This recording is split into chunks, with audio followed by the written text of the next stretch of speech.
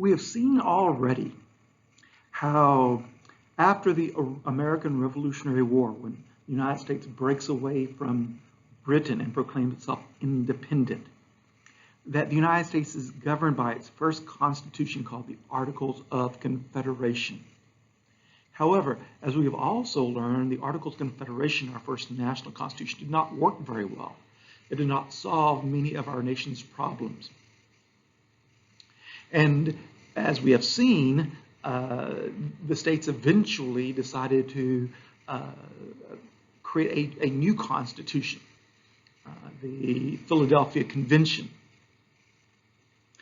that gathered to at first try to correct the difficulties of the Articles, decided that it was better basically just to sort of write an entire new constitution, which would give the national government a lot more power than it had had. We'd also looked at the ratification process, how the states would approve this new constitution. The Federalists who really wanted this new constitution, with its three branches of government: the executive branch headed by the president, the judicial branch headed by the Supreme Court, and the legislative branch headed by Congress, and that legislative branch divided into the House of Representatives and the Senate. The anti-federalists, who were against the new constitution at first, thought the national government was going to be too powerful, but the anti-federalists thought if we have to have a new constitution, at least we should add a Bill of Rights to that constitution. And when the Federalists agreed to add that Bill of Rights, one by one, the states started to ratify and okay the new Constitution of the United States. Once that Constitution was ratified, elections were held in the states to send members to Congress, but also, of course, election was going to be held for our first president under this new Constitution.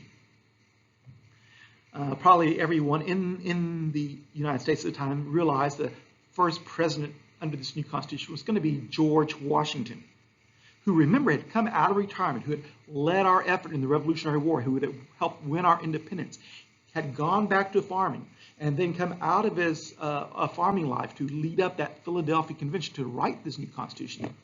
And then after that, he had gone back to being a farmer. But most Americans, and even George Washington, realized that he'd probably be called away to become the first chief executive, the first president under this new Constitution. So today, Washington's first administration, well, his administrations, Washington as president. And one of the first things we can say about Washington is he set many precedents. Not presidents, but precedents. That is, examples.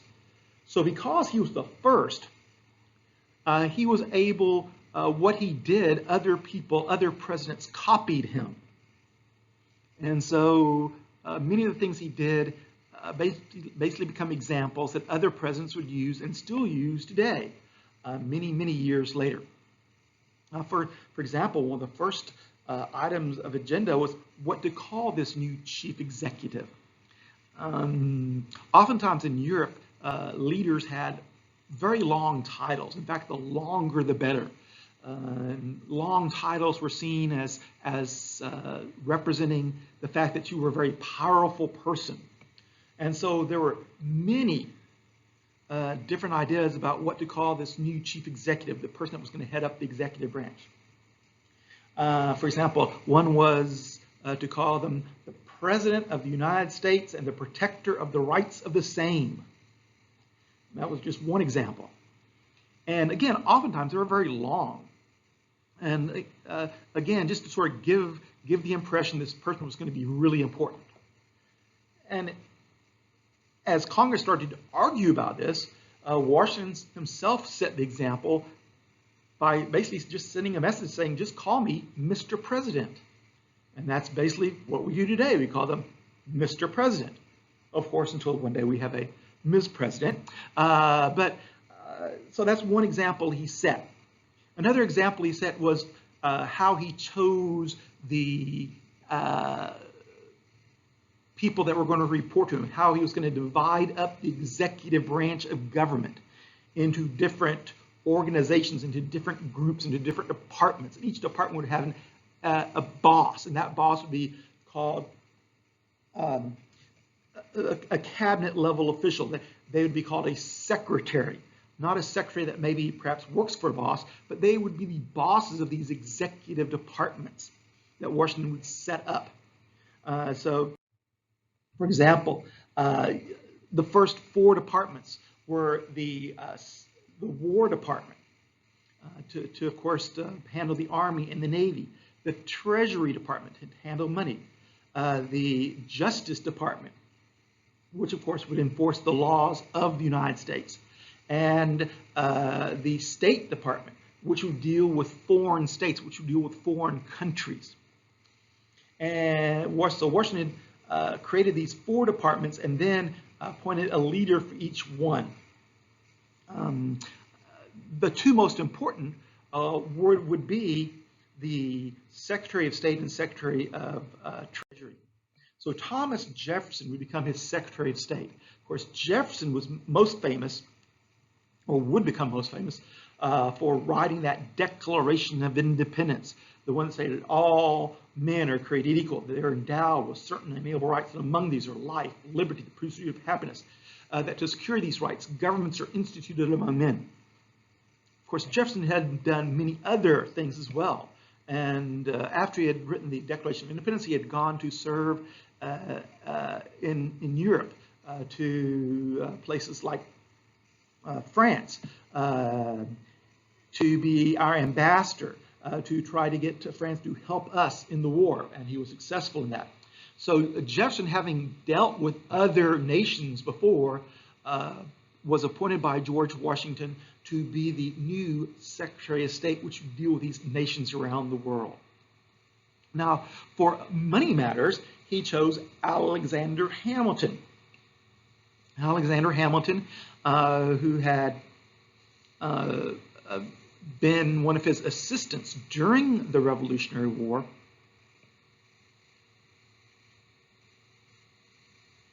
After the Revolutionary War was over, Hamilton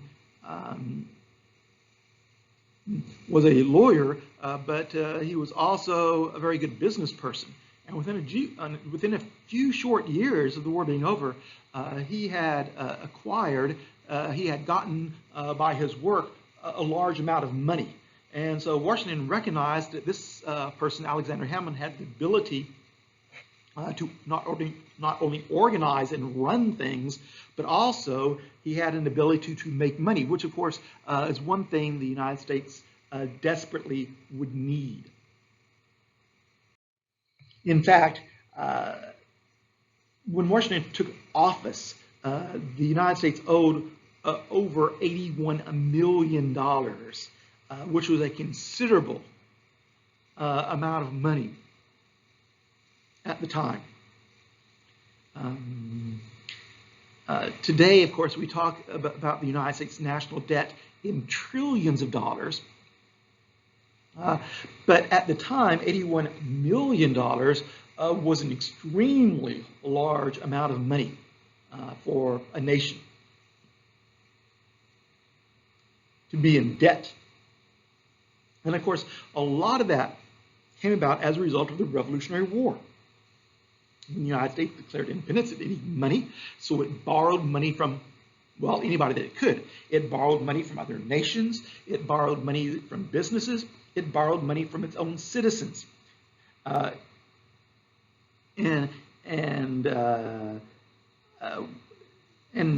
basically, they borrowed that money and they promised to pay that money back in what's called a bond. So as we see, the new government will be able to tax. So under the Articles of Confederation, the national government was not able to tax. Under this new government, they were able to tax items. For example, they were able to tax things coming into the country. For example, they were able to tax things, some things that occurred in the country. And already, of course, that had produced some money. About $4 million was coming into the Treasury. However, one of the major problems was that even though the United States owed $81 million, the amount it owed was not just the national government, it was also the state governments, both the state and national government debt. But it was increasing very rapidly. And that's because when the United States government borrowed this money, it needed it desperately, so it borrowed the money at a high rate of interest. In other words, to get people to lend the U.S. government money, the U.S. government promised to pay back the money plus interest.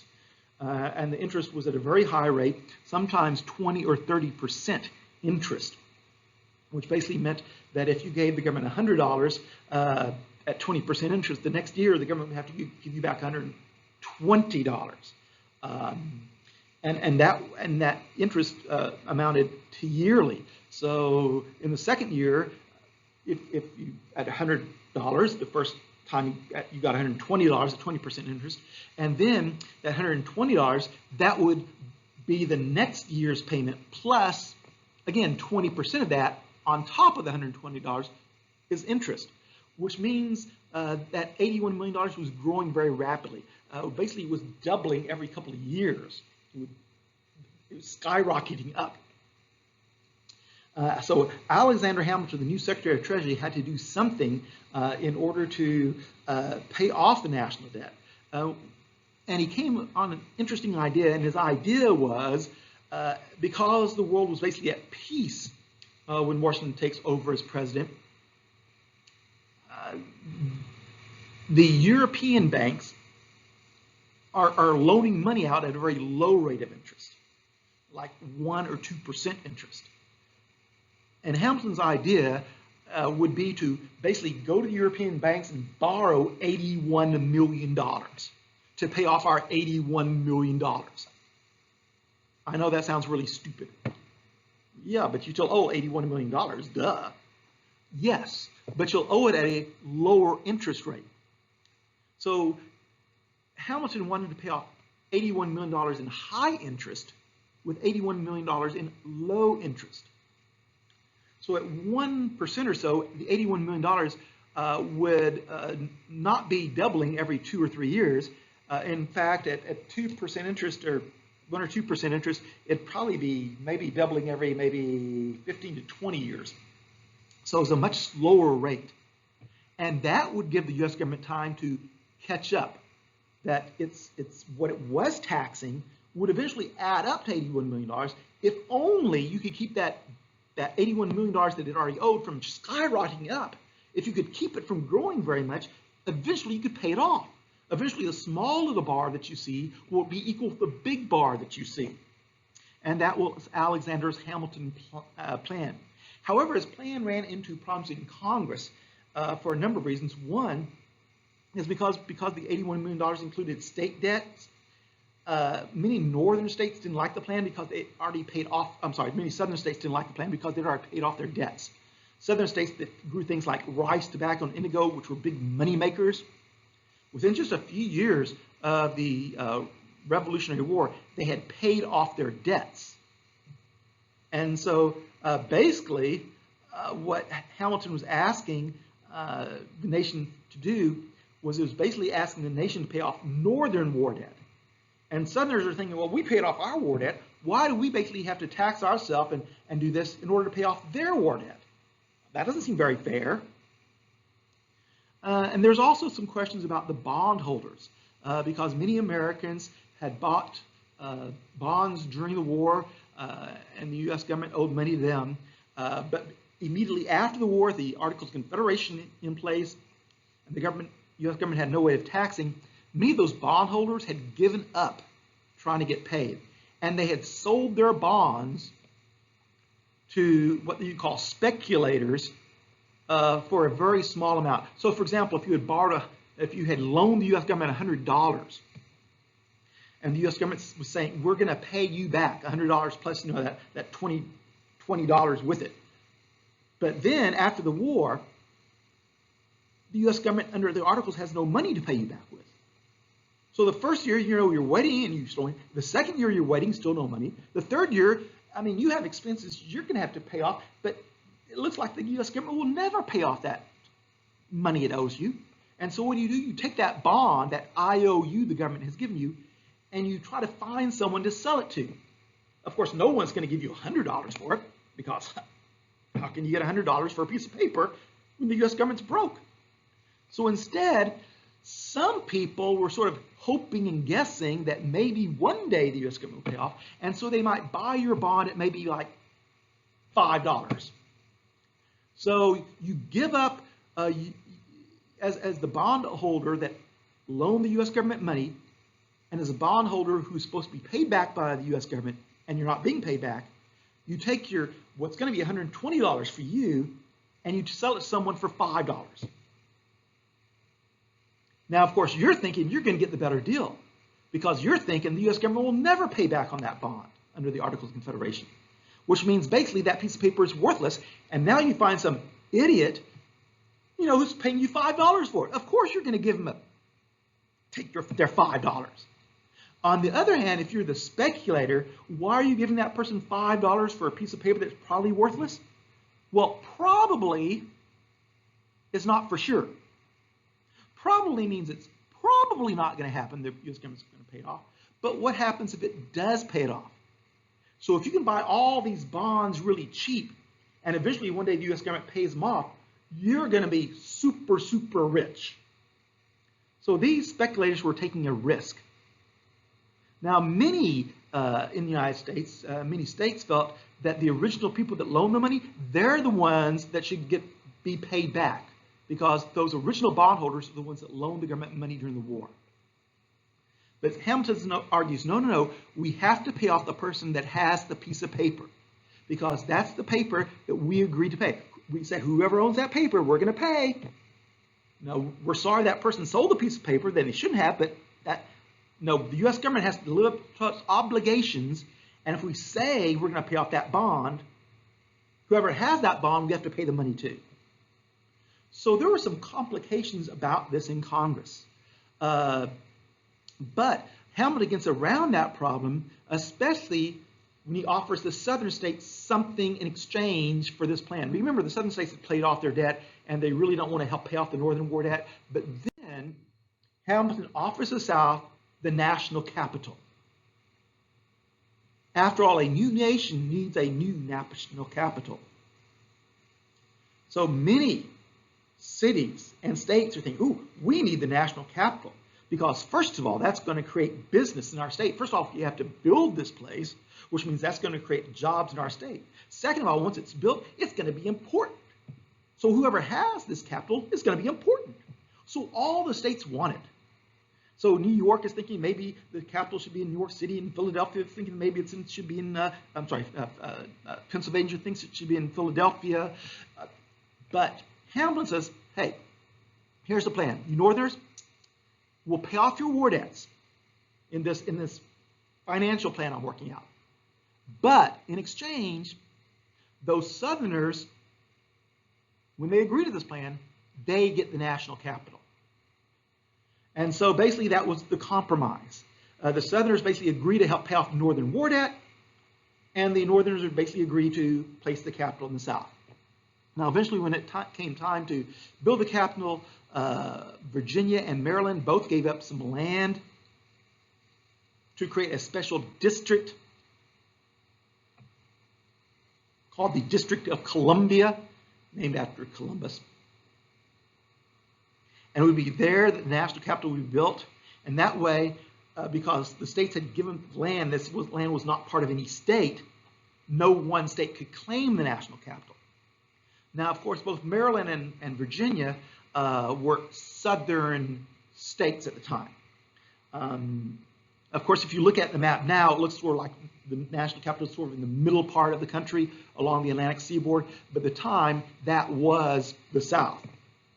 And so with this compromise, the United States is able to pay off its debt, is able to work out that agreement with European banks, is able to fund the government, and is able eventually, by the time of Andrew Jackson, to pay off the entire amount and be debt-free for the first and only time in its history.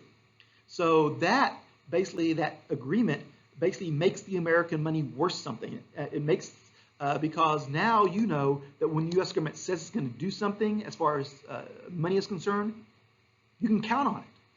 And that means people are going to loan the U.S. government money again, because if they loan them government money and now they got paid off, they realize if they loan the government money again, they're going to get paid off again with interest.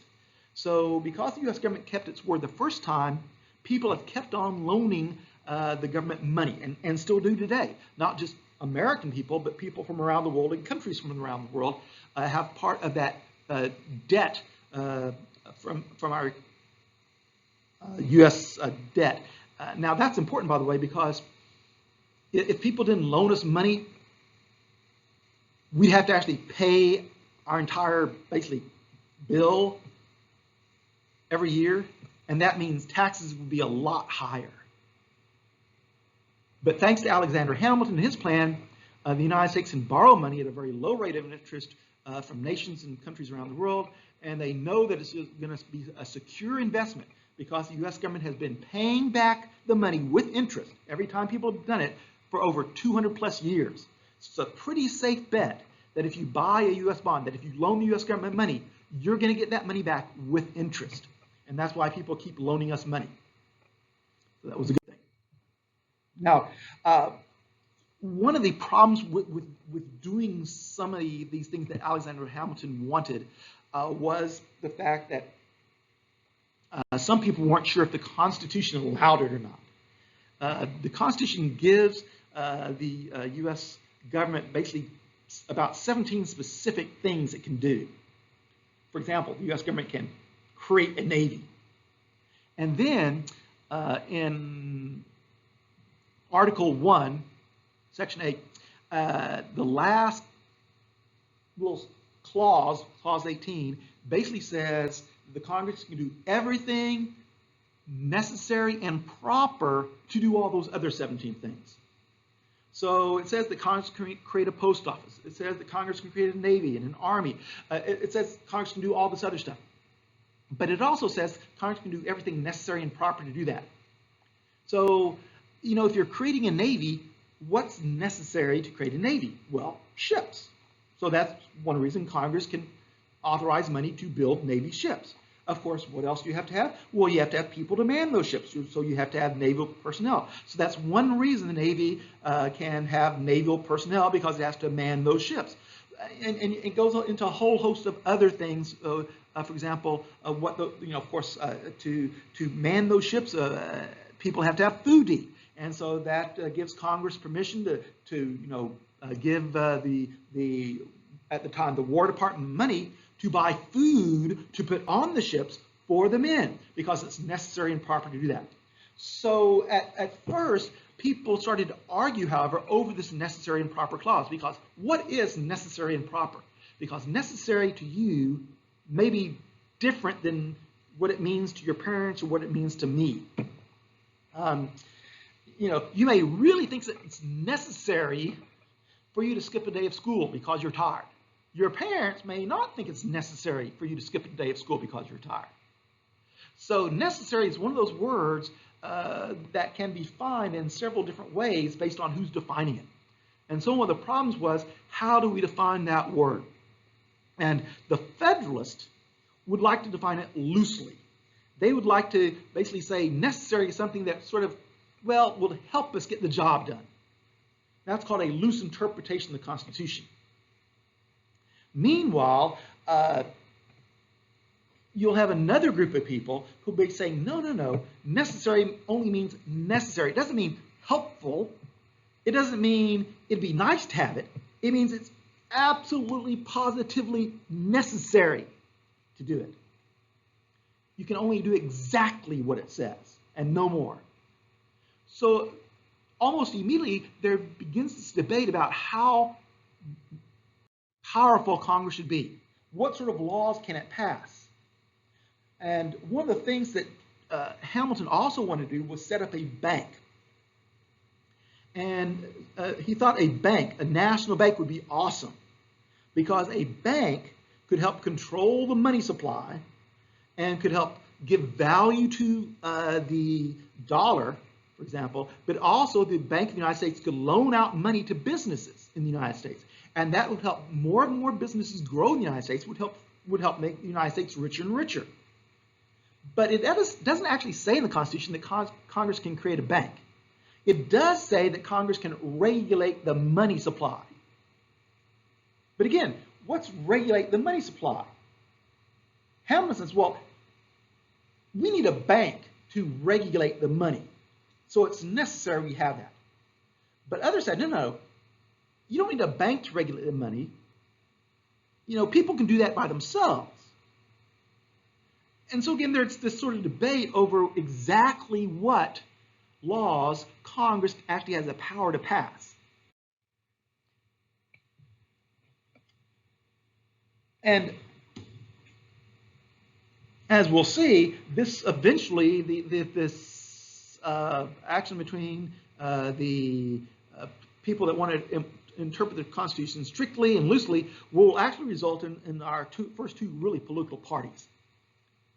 But however, the good news is Alexander Hamilton and George Washington are actually solving some of our nation's problems. They're solving what had been the worthless money. They're solving veterans' pay, because now the money's worth something. Now you can pay those people who fought for our army during the Revolutionary War what you needed to do. You're now paying off all those IOUs, the people that had loaned you money. So now many of the problems that had not been solved under the Articles were being solved. For example, one of the problems under the Articles was that you could not build roads and bridges because you had no money to do it with. But now the U.S. government has money because it has the power to tax, and because it has a stable money supply, the U.S. government is having money so it can build roads and bridges. So many of our problems that had not been solved under the Articles of Confederation are now being solved under the Washington administration.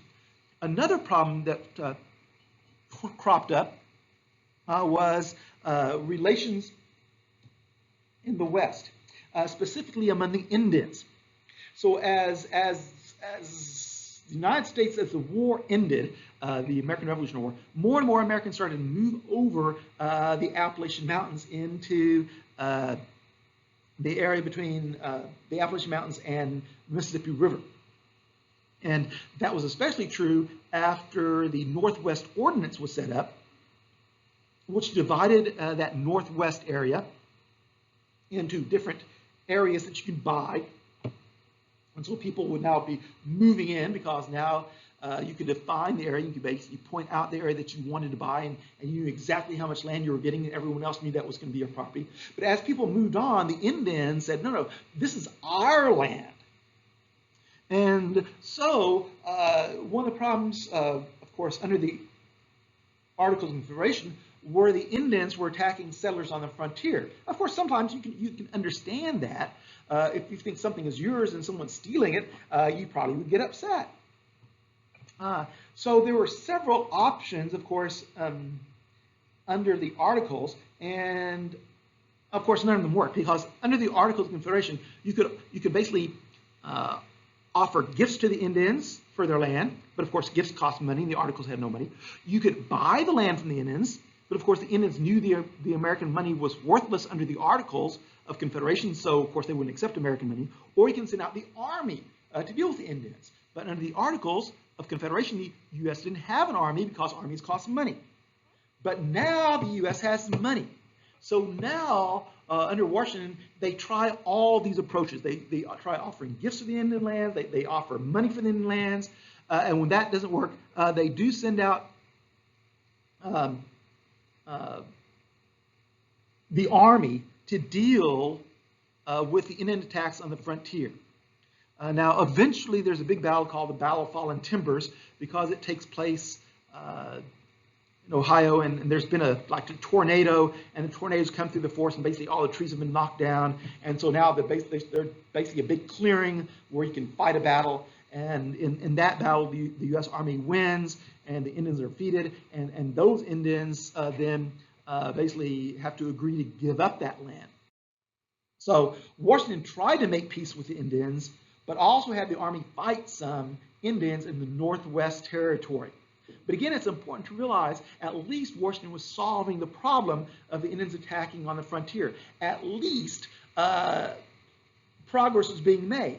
Now again, unfortunately, sometimes this actually required warfare, but many other times they were able to peacefully work out treaties with the Indians to acquire land from the Indians for either money or for gifts and supplies.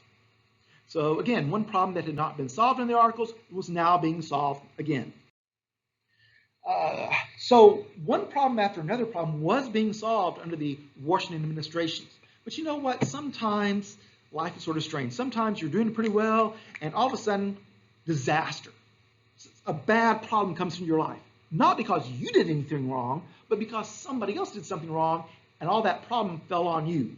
That is, they do something wrong, and now all of a sudden it's your problem, even though you never even did anything. And, you know, sometimes, for example, in our lives, our parents pick us up and move us from one place to another, and we have all our friends and family in one place, and your parents know, you know, we have this new job, and now you're moving to an entire new area, and now you have the problem of getting new friends and a new school, and that's not a problem you created. It's a problem that was, you know, sort of given to you. And in many ways, that's what happens under Washington's administration. He's solving one problem after another problem after another problem, and then all of a sudden another big problem falls in his lap, so to speak. And this problem has to do with France. Now, of course, you may remember that France was our ally in the American Revolutionary War, that France helped us fight Britain in that war. Now, of course, they really did that because they hated England. They hated Britain. Really wasn't because they loved us very much. But nevertheless, they helped us fight, and we won our independence. But that war basically bankrupted France. That war that started in America, that sort of revolution, had turned into a world war for Britain and France. And at the end, France had spent most of its money on that war. And when the king realized that, you know, France was basically broke, the king of France says, well, no problem. I'll just order my citizens to give me more money. Only this time the citizens say, hey, wait, king. You know, some of us were just serving in America a few years back and fighting for those Americans that you sent us over there for. You know that we learned some English. Yeah, we did. You know the English we learned? No taxation without representation. That means we don't pay taxes to people we didn't vote for. And guess what, King of France? We didn't vote for you. Of course, the king says, well, of course you didn't vote for me. I'm your king. And at this point, basically the lower classes rose up in rebellion and overthrew the French king. Now, eventually in France, it becomes really chaotic because the first group that overthrew the king was overthrown by another group, who was overthrown by another group. Along the way, as the first group was basically losing power, and the second group was coming to power, the second group decides to get rid of the first group by basically chopping off their heads. Then when the third group comes to power, they basically kill off the second group. And along the way, the king of France also lost his head. So the king of France lost his kingdom and lost his head, literally, thanks to helping us in the American Revolutionary War. Thanks. Good job. Now, in all this confusion in France, a new leader rose to power, a guy named Napoleon Bonaparte, a general who had worked for one of these groups that had taken power in France. But eventually, Napoleon Bonaparte sort of becomes the leader of France. And at this point, many nations around France react very negatively to the overthrow of the King of France, because at the time, almost everybody in Europe had a king, or a queen, or a prince, someone that ruled over them that was not elected. So when, for example, England saw, you know, what had happened in France, if you're the King of England, now you have to be, you know, really concerned, because those people in France, it seemed they had been very loyal to the king, and all of a sudden, they rose up and like chopped off his head. And now, if you're the King of England, you have to worry, hey, what about my head? They seem loyal to me now, but as soon as I raise their taxes, they can chop off my head. We have to get rid of that bad example, France. We can't have people around Europe thinking they can just kill your king and get away with it, because then all of us kings will lose our heads. So eventually, within just a couple of years, France was at war with, well, just about everybody. almost everybody in Europe at least. And eventually, that war is going to affect America. Because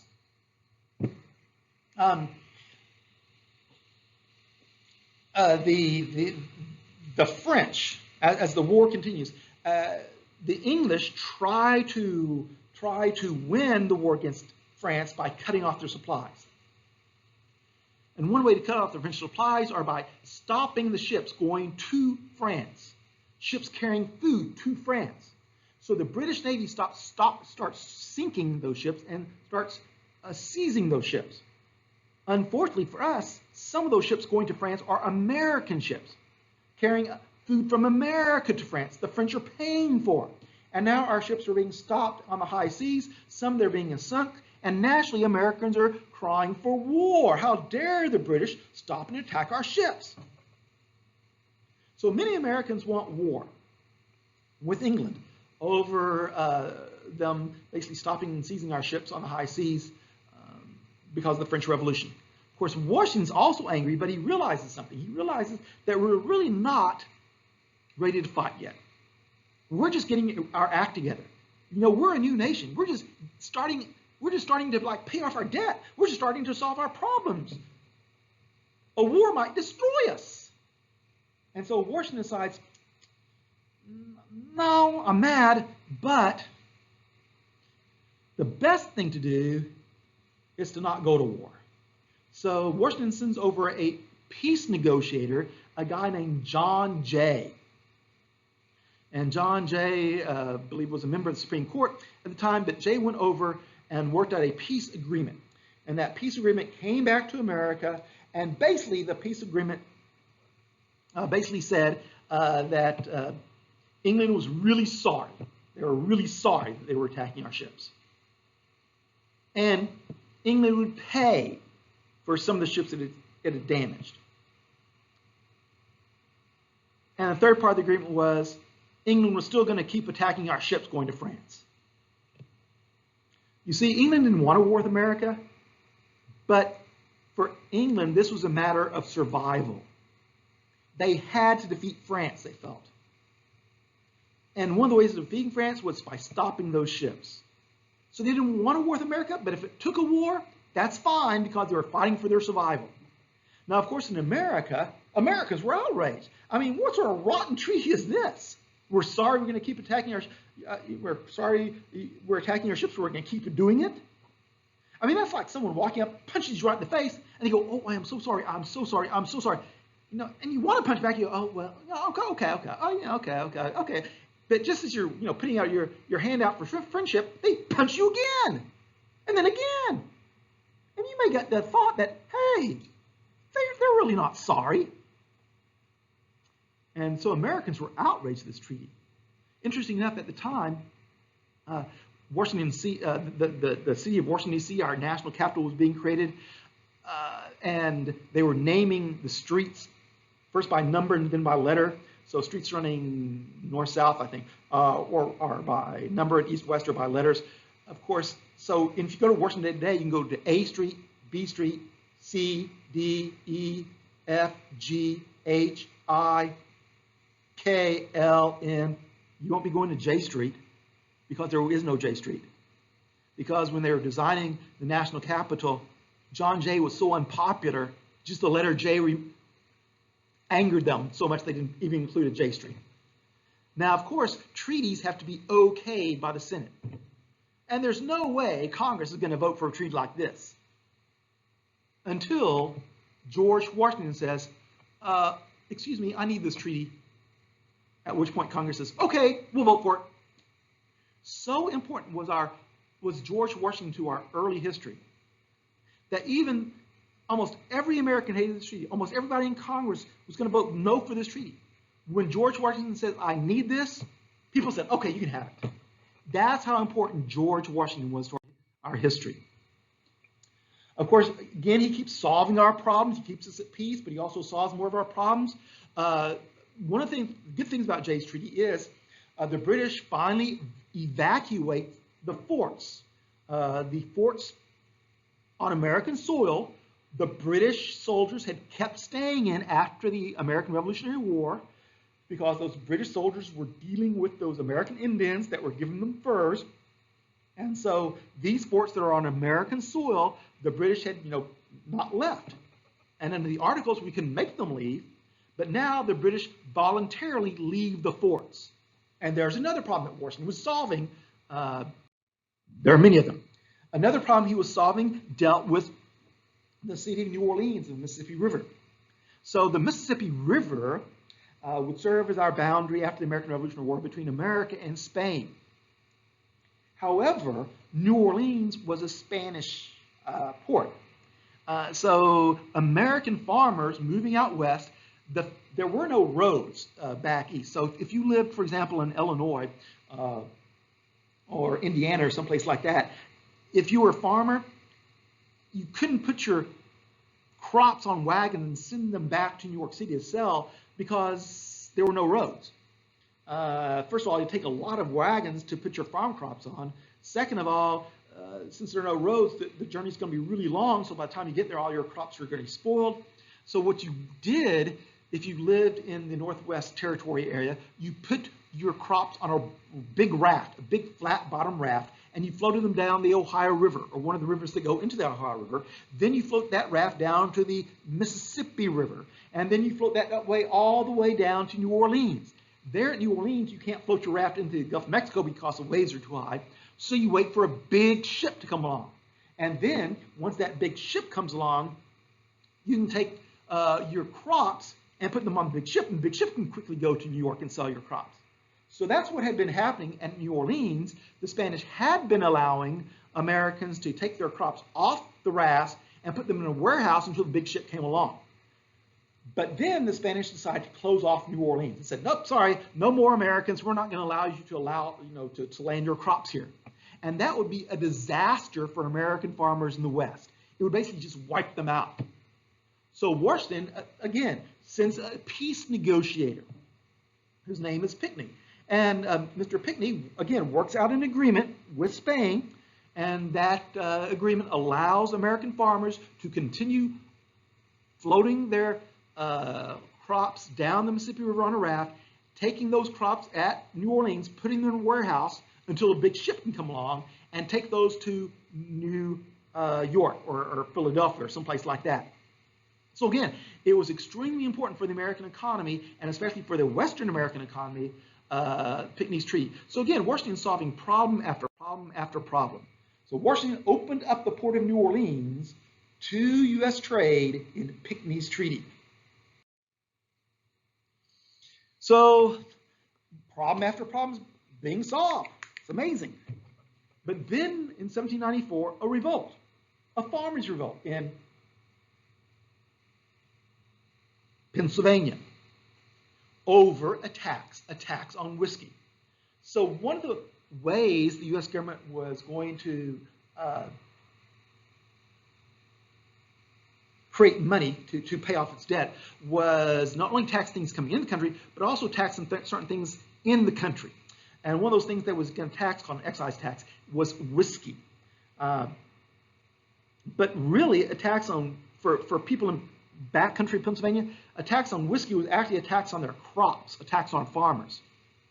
Because there are no good roads yet, people far in the backcountry, away from roads, when they grew their crops, they really couldn't get their crops to market. If they grew, for example, wheat or corn, they couldn't get their crop to market in New York City or Philadelphia because it was so far away. There are no roads. Again, by the time your crop gets there, it's going to be spoiled. So people in the backcountry, farmers, those farmers basically took their corn or wheat and made it into some type of alcohol, which would last, well, almost forever. And so backcountry people in Pennsylvania, they took their crop and made it into whiskey. And so when Congress puts a tax on whiskey, they're really putting a tax on backcountry farmers. And that really angers them. So these farmers refused to pay their taxes, and they started attacking tax collectors. So in some ways, this is like Shays' Rebellion back in 1787 when Massachusetts farmers were upset. The government was seizing their property because they didn't pay their taxes. And they rose up and tried to overthrow the government. Of course, you might remember under Shays' Rebellion, the Articles of Confederation government could do nothing about it. Unfortunately for the backcountry farmers in Philadelphia, this was not the Articles of Confederation government. This was the new government. And George Washington, even though he sympathized with the farmers, he was charged with enforcing the law. So he was going to enforce the laws. So Washington calls out 12,000 militia troops from the various states and forms an army. It's basically almost as big as the army he had during the Revolutionary War. And then he sends that army to backcountry Pennsylvania. Now, there wasn't much fighting because when the farmers heard that this huge army was coming, the farmers decided they'd love to pay their taxes. Oh, what? No, I didn't say, no, I was going to pay my tax. No, I was just joking. No need to come here. We'll pay our tax. Eventually, a few of the leaders were rounded up and put in jail. But basically, the rebellion fell apart when the U.S. government acted decisively with its powers. So the Whiskey Rebellion, again, simply proved to many Americans that the new Constitution was working.